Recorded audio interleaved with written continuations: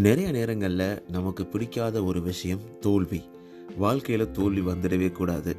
தோல்விகள் நம்மை துரத்தும் பொழுது, தோல்விகள் நம்மை அடையும் பொழுது நம்ம ரொம்பவே துவண்டு விடுவோம்.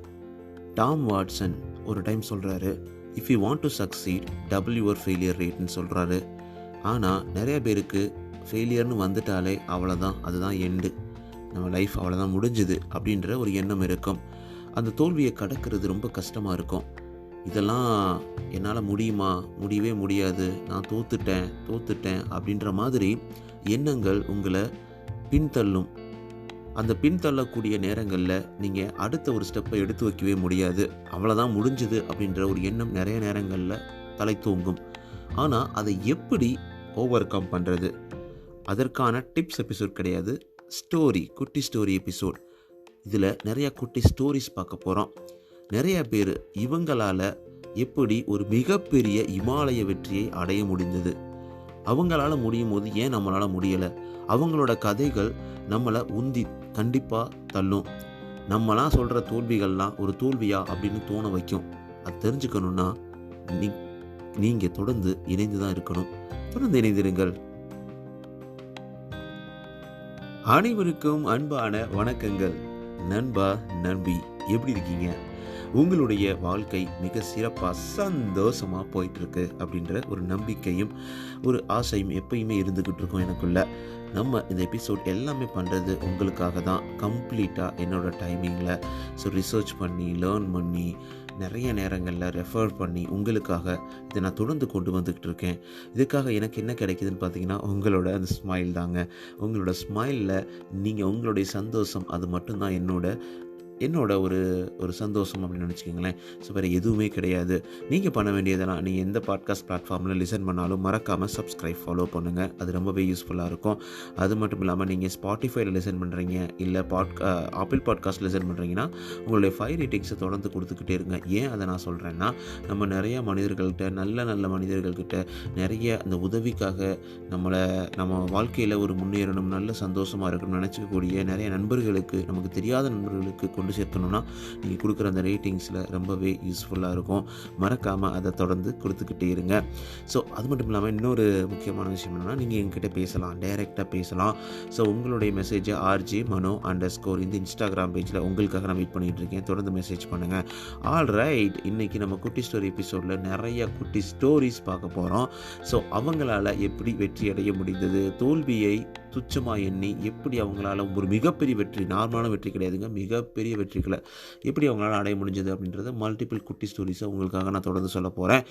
அதை கேட்க போகிறீங்க நீங்கள். ஆல்ரைட், ஸோ உள்ளே போகிறதுக்கு முன்னாடி உங்ககிட்ட ஒரே ஒரு கேள்வி கேட்கணும்னு ஆசைப்பட்றேன். ஸோ நீங்கள் ஒரு தோல்வி, உங்கள் வாழ்க்கையில் ஒரு தோல்வி இருந்திருக்கலாம். ஆனால் அந்த தோல்வியை நான் கடந்தேன், இந்த தோல்வியை நான் இப்படி ஃபேஸ் பண்ணேன் அப்படின்ற ஒரு எக்ஸ்பீரியன்ஸ் இருந்தால் அதை நீங்கள் எனக்கு எழுதி அனுப்பலாம் RJ_Mano_ இந்த இன்ஸ்டாகிராம் பேஜில். அது மட்டும் இல்லாமல் உங்களோட ஃபீட்பேக், உங்கள் தாட்ஸ் எதுவாக இருந்தாலும் எனக்கு எழுதி அனுப்புங்க.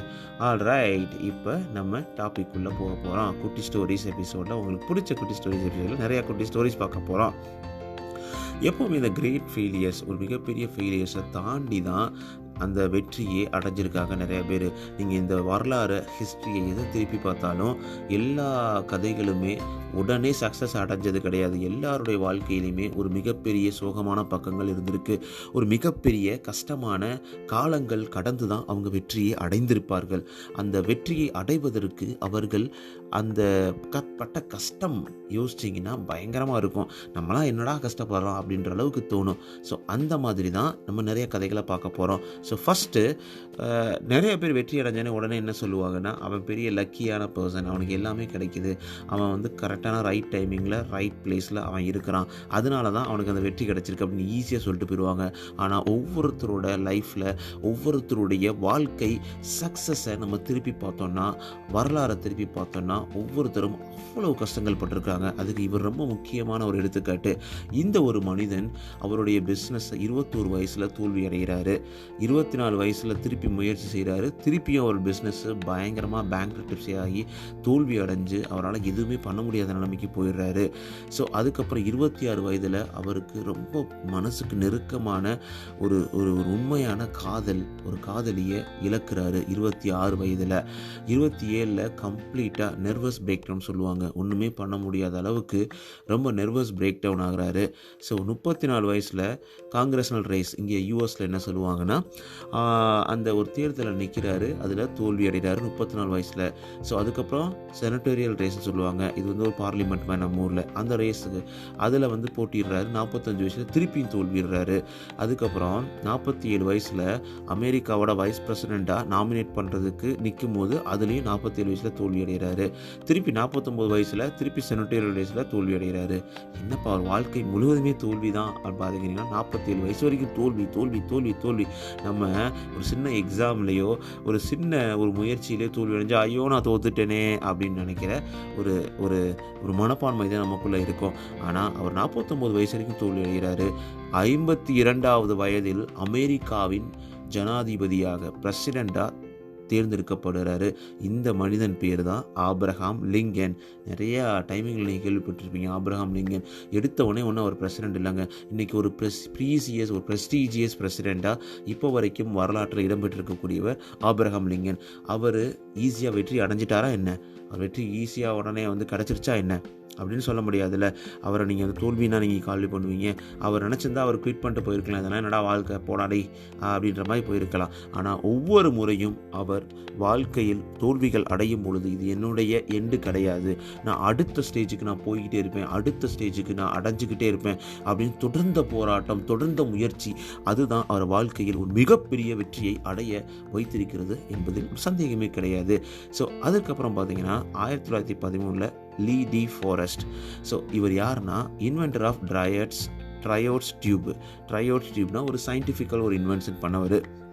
ஸோ அவர் டிஸ்ட்ரிக்ட் அட்டார்னி, அதாவது டிஸ்ட்ரிக்ட் கோர்ட்டில் அவர் ஒரு ஃப்ராட் பண்ணேன், அதாவது நிறைய ஸ்டாக்கை பை பண்ணி நிறைய மக்களை ஏமாற்றிட்டேன் அப்படின்ற மாதிரி அவர் மேலே கேஸை போடுறாங்க. ஏன்னா அவர் என்ன சொல்கிறாருன்னா இந்த ட்ரையோட்ஸ் டியூப் மூலமாக கடலில் ஹியூமனோட வாய்ஸை ட்ரான்ஸ்ஃபர் பண்ணலாம், அதாவது இந்த கம்யூனிகேஷனுக்காக அந்த இனிஷியல் டேஸில் இன்வென்ஷனு.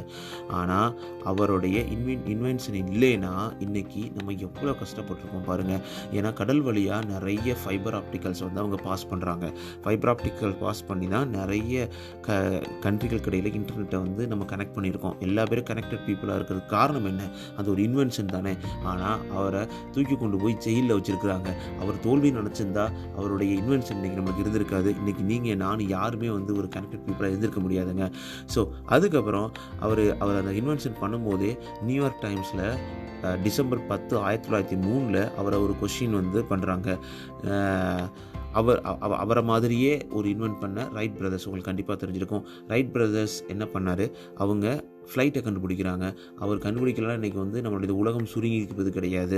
நம்ம எல்லா பேருமே நிறைய நேரங்களில் பயணத்திலே செலவிட நேர்ந்திருக்கோம். ஆனால் அவரை கொஷின் பண்ணுறாங்க, எப்படி ஏரோட ரொம்ப கஷ்டமான ஒரு விஷயத்தை நீங்கள் பறக்க வைப்பீங்கன்னு கேட்குறாரு. அடுத்த ஒரே வீக்கில் ஒரு கிட்டி ஹாக் என்ற ஒரு ஒரு விளையாட்டு மைதானத்தில் ரைட் பிரதர்ஸ் அவரோட ஃபேமஸ் ஃப்ளைட்டை பறக்க வச்சு காமிக்கிறாரு. இதுவல்லவா வெற்றி? இதுதானங்க வெற்றி. உங்களை ஒருத்தவங்க ப்ளேம் பண்ணும் போது, உங்களை கஷ்டப்படுத்தும் போது, உங்களை கீழே தள்ளும் பொழுது நம்ம எப்படி மீண்டெழுறோம், எப்படி நம்மளுடைய வெற்றிகள் பேசுது அப்படின்றது தான் முக்கியம். அதுக்கு ஒரு மிகப்பெரிய எடுத்துக்காட்டு தான். அடுத்த ஒரு குடிச்சிட்டுன்னு பார்த்தோன்னா கலோனல் சாண்டர்ஸ். அவர் 65 வயசில் அவர் என்ன பண்ணுறாரு, ஒரு காரை விற்று ஒரு $100 செக்கு, அவருடைய $100 செக் எடுத்துகிட்டு நம்ம ஏதாவது பண்ணணும் அப்படின்னு சொல்லிட்டு 65 வயதில் கிளம்புறாருங்க. ஸோ அவருடைய அம்மா அழகாக சமைப்பாங்க வீட்டில். அந்த ஒரு ரெசிப்பியை வச்சுக்கிட்டு அதை பண்ணி ஒவ்வொரு கடையாக ஏறி ஏறி ஏறி ஏறி இறங்குறாரு. ஸோ கிட்டத்தட்ட 1000 கடைகளை தட்டுறாரு. ஒருத்தர் கூட ஏற்றுக்க மாட்டுறாங்க. 65 வயசில் ஏதோ ஒரு சாப்பாடை கொண்டாந்து அதை கிளம்பி வைக்கிறானே அப்படின்னு சொல்லிட்டு விரட்டுறாங்க. அவரும் ட்ரை பண்ணுறாரு, அவரும் இது பண்ணுறாரு. ஸோ கடைசியில் அவர் என்னவா ஆனார் தெரியுமா? அவர் தாங்க நம்ம உங்களுக்கு பிடிச்ச எல்லாருக்கும் பிடிச்ச நிறைய நேரங்களில் சாப்பிட்ற KFC சிக்கனோட ஃபவுண்டர். ஸோ அவருடைய அந்த ரெசிபி இன்றைக்கி உலகம் முழுவதும் மிகப்பெரிய வெற்றி அடைந்தது. இந்த வெற்றி ஈஸியாக கிடச்சதா என்ன? 1000 டைம் அவரை கதவை தட்டும்போது நம்மளை அசிங்கப்படுத்துகிறாங்களே, நம்ம விரட்டுறாங்களே, 65 வயசில் ரொம்ப ஈஸி கிடையாதுங்க. நம்ம 20 வயசில் ட்ரை பண்ணுறதுக்கே அழுகுறோம், கஷ்டப்படுறோம், தூக்குறதுக்கு ரொம்ப பயப்படுறோம். ஆனால் 65 வயதில் அவரால் தொடர்ந்து முன்னேற முடிஞ்சது அப்படின்னா அதற்கு காரணம் என்ன? இந்த வெற்றிகளுக்கான ஒரு மிகப்பெரிய காரணமே அந்த ஃபெயிலியர்ஸ் தாங்க. ஸோ நம்ம ஃபஸ்ட்டு சொன்ன மாதிரி அந்த ஃபெயிலியர்ஸ் எவ்வளோ நீங்கள் உழுகுறீங்க, எவ்வளோ எழுறீங்க, எவ்வளோ லேர்ன் பண்ணுறீங்க, அதுதான் உங்களுக்கு ஒரு மிகப்பெரிய ஒரு மாற்றத்தை ஏற்படுத்துன்ற சந்தேகமே கிடையாது. அடுத்த ஸ்டோரி பார்த்தோம்னா, ஒரு யங் கார்ட்டூனிஸ்ட், அவர் பேர் வால்ட் டிஸ்னி. அவருடைய அந்த வரைகிற திறமையை நிறைய இடங்களில் கொண்டு போய் காமிக்கிறாரு. ஆனால் எல்லா பேரும் அவரை விரட்டுறாங்க. அவருடைய நியூஸ் பேப்பர் எடிட்டராக இருந்திருக்கிறாரு. அந்த நியூஸ் பேப்பரில் அவருக்கு ஒரு டேலண்ட் இல்லைன்னு சொல்லிட்டு விரட்டிடுறாங்க. ஸோ ஒரு நாள் சர்ச்சில் அவரை வரையறதுக்கு கூப்பிட்றாங்க. ஒரு கார்ட்டூன் வரைகிறாரு. அப்போ வரைய ட்ரை பண்ணும்போது அந்த சர்ச்சுக்குள்ளே ஒரு சின்ன எலி வெளியில் வருது. அந்த எலியை வச்சு ஒரு படம் வரைகிறாரு. அதுதான் மிக்கி மவுஸ். இன்றைக்கி மிக்கி மவுஸை தெரியாத ஒரு மனிதன் கூட கிடையாது. இத்தனை ஜென்ரேஷன் தாண்டியும் இன்றைக்கும் நம்மளுடைய குழந்தைகள், நமக்கு முன்னாடி இருந்தவர்கள் அனைவருக்கும் பிடித்த ஒரு கார்ட்டூன் கேரக்டரை உருவாக்குறாரு. ஒரு மிகப்பெரிய சாம்ராஜ்யத்தை, டிஸ்னின்ற ஒரு சாம்ராஜ்யத்தை கிரியேட் பண்ணுறாரு. ஸோ அவர் நினச்சிருந்தா அன்னைக்கே தோத்துட்டு போயிருக்கலாம்ல, தோக்கலையில். அது மாதிரி தாங்க. ஸோ நம்ம வாழ்க்கையில் சின்ன சின்ன விஷயங்கள், ஒரு எக்ஸாமுக்கு என்னால் படிக்க முடியலை, நான் தோல்வி அடைஞ்சிட்டேன் அப்படின்னு சொல்லிட்டு எத்தனையோ பேர் ஹார்ட் ப்ரோக்கன் ஆகிறாங்க.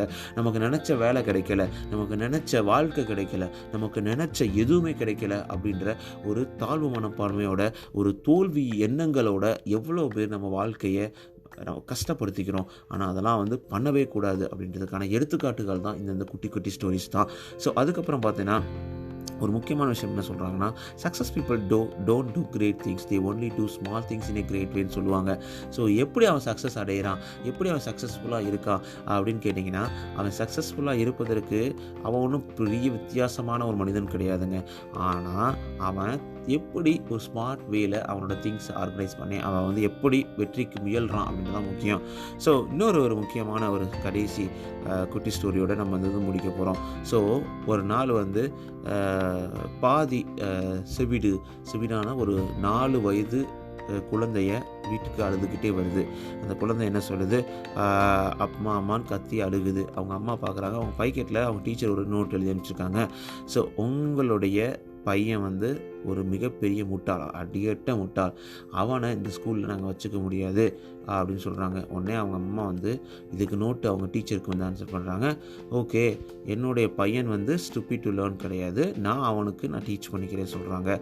ஸோ ரொம்ப பெரிய ஆளாக வளர்ந்து அவர் மிகப்பெரிய கண்டுபிடிப்புகளை தொடர்ந்து கண்டுபிடிக்கிறாரு. அவர் யாருன்னு உங்களுக்கு கண்டிப்பாக தெரிஞ்சிருக்கும். இந்த கதையும் உங்களுக்கு தெரிஞ்சிருக்கும். அவர் தான் தாமஸ் ஆல்வா எடிசன். ஸோ எவ்வளோ கண்டுபிடிப்புகள், எவ்வளோ விஷயங்கள். ஸோ ஹென்ரி ஃபோர்ட் ஃபஸ்ட்டு அவருடைய காரை மேக் பண்ணும்போது பேக் இயரே இல்லாமல் தான் மேக் பண்ணியிருக்கிறாரு. எவ்வளோ பெரிய ஃபெயிலியர் தெரியுமா அந்த கார் இன்வென்ஷன். ஸோ அவருடைய சாம்ராஜ்யம் இன்றைக்கி ஃபோர்ட் கம்பெனியாக மாறி இருக்குது. ஸோ இத்தனை ஃபெயிலியர்ஸ், இத்தனை பிரச்சனைகள், இத்தனை தோல்விகள், இதெல்லாம் கடந்து தானே அவங்க முன்னேறி இருக்கிறாங்க. ஸோ 1914 தாமஸ் ஆல்வா எடிசன் அவருடைய 67 வயசில் அவருடைய ஃபேக்ட்ரியை ஒரு மிகப்பெரிய ஃபயர்னால் இழக்கிறாரு. ஸோ கிட்டத்தட்ட $few million மொத்த பணமும் போயிடுது. அவருடைய வாழ்க்கையில் சம்பாரித்த எல்லாத்தையும் அந்த ஃபேக்ட்ரியில் போட்டு கட்டினவர், அந்த ஃபேக்ட்ரி எரிஞ்சிருது. அதுக்கு அவர் என்ன சொல்கிறார் தெரியுமா, there is a great value in disaster, all our mistakes are burn out, thank God we can start a new. அதாவது இந்த தீயினால் எங்களுடைய நிறைய மிஸ்டேக்ஸ் சரி கட்டப்பட்டது. நாங்கள் இனிமேல் ஒரு மிகப்பெரிய ஒரு சாம்ராஜ்யத்தை ஒரு புதிய ஆரம்பத்து மூலமாக நாங்கள் நிரூபிப்போம் அப்படின்னு சொல்கிறாரு. என்ன ஒரு பாசிட்டிவான எண்ணங்கள். ஸோ என்ன ஒரு தைரியமான ஒரு முடிவுகள். அதுதானே இது எல்லாமே நம்மளை நிறைய நேரங்களில் நினைவுபடுத்துறது. என்ன, நம்ம தோக்குறது எல்லாமே அதிலிருந்து எப்படி மீண்டெழுந்து நம்மளுடைய பாடங்களை கற்றுக்கிட்டு நம்ம எப்படி வாழ்க்கையில் அடுத்த ஸ்டேஜுக்கு போகிறோம், நம்ம நினச்சதை எப்படி அடைகிறோம் அப்படின்ற ஒரு மிகப்பெரிய கருத்தை நம்ம முன்னாடி கண் முன்னாடி வைக்கிது. இதை வச்சு தாங்க வாழ்க்கை நம்மளை தொடர்ந்து ஓட வச்சுக்கிட்டே இருக்கும். நீங்கள் இதுக்கப்புறம் தோல்வி என்ன, நான் தோல்வி அடைஞ்சிட்டேன், நான் கஷ்டப்படுறேன், என்னால் நினச்சதை அடைய முடியலை நினைக்கும் போதெல்லாம் இவர்களுடைய கதைகள் உங்கள் காதுகளில் ஒலித்து கொண்டே தான் இருக்க வேண்டும். ஸோ உங்களுடைய வாழ்க்கையில் ஒரு மிகப்பெரிய மாற்றத்தை ஏற்படுத்திக்கிட்டு தான் இருக்கும் இந்த ஸ்டோரிஸ் அப்படின்னு ஒரு நம்பிக்கையில் இந்த ஸ்டோரிஸ் உங்களுக்கு மட்டும் இல்லை, எனக்கும் ஒரு மிகப்பெரிய உந்துதலை கொடுத்துக்கொண்டே இருக்கிறது அப்படின்ற ஒரு சந்தோஷத்தில் இந்த எபிசோடை நான் முடிக்க போகிறேன். இந்த குட்டி ஸ்டோரி எபிசோடில் நிறைய குட்டி ஸ்டோரிஸ் நிறையா பார்த்தோம். இந்த குட்டி ஸ்டோரிஸ் எல்லாமே ஒவ்வொரு ரெஃபரன்ஸ்லேருந்து உங்களுக்காக எடுத்து ரொம்ப ரொம்ப ஹார்ட் ஒர்க் பண்ணி உங்களுக்காக தொடர்ந்து கொடுத்துக்கிட்டு இருக்கேன். இதெல்லாம் நீங்கள் எனக்கு என்ன பண்ணணும் அப்படின்னு நினச்சிங்கன்னா உங்களுக்கே தெரியும். நீங்கள் எந்த பாட்காஸ்ட் பண்ணாலும் சப்ஸ்கிரைப் ஃபாலோ பண்ணுங்கள். அது மட்டும் இல்லாமல் இந்த டிப்ஸ்லாம் ஃபாலோ பண்ணி உங்கள் வாழ்க்கையில் நீங்கள் நிறைய சந்தோஷங்களை தொடர்ந்து பெற்றுக்கொண்டே இருக்கணும். அந்த சந்தோஷம் என்ன அப்படின்றத தொடர்ந்து தெரிஞ்சுக்க ஆசைப்பட்றேன். RJ_Mon_ இந்த இன்ஸ்டாகிராம் பேஜில் எழுதி அனுப்பலாம். அது மட்டும் இல்லாமல் நீங்கள் ஸ்பாட்டிஃபைல ஆப்பிள் பாட்காஸ்ட் லிசன் பண்ணுறீங்கன்னா 5 ரேட்டிங்ஸை தொடர்ந்து கொடுத்துக்கிட்டு இருங்க. எனக்கு ரொம்பவே யூஸ்ஃபுல்லாக இருக்கும். நிறைய மக்கள் நம்ம சென்றடைய நீங்கள் ஒரு காரணமாக இருப்பீங்க. ஸோ அடுத்த எபிசோடில் உங்களை வந்து சந்திக்கிறேன். அடுத்த எபிசோட் நம்ம டிப்ஸ் எபிசோட். என்ன டிப்ஸ் உங்களுக்கு வேணும் அப்படின்னு நினச்சிங்கன்னா நீங்கள் RJ_Mon_ இந்த இன்ஸ்டாகிராம் பேஜில் எனக்கு நீங்கள் எழுதி அனுப்புங்க. ஆல் ரைட், நம்ம எண்ட் ஆஃப் த எபிசோட் நம்ம வந்துட்டோம். தொடர்ந்து உங்களோட சப்போர்ட்டை கொடுத்துக்கிட்டே இருங்க. ஸோ உங்கள் வாழ்க்கையில் அனைத்தும் சந்தோஷமாக, சிறப்பாக, சூப்பராக, செம்மையாக அமைவதற்கு வாழ்த்துக்கள். நீங்கள் கேட்டுருக்கீங்க RJ_Mon Tamil self help improvement motivational podcast. இது உங்களோட நம்பிக்கை. நான் உங்கள்கிட்ட பேசிட்டு இருக்கேன் RJ_Mon. Take care. நண்பா, நன்பி. பாய் பாய்.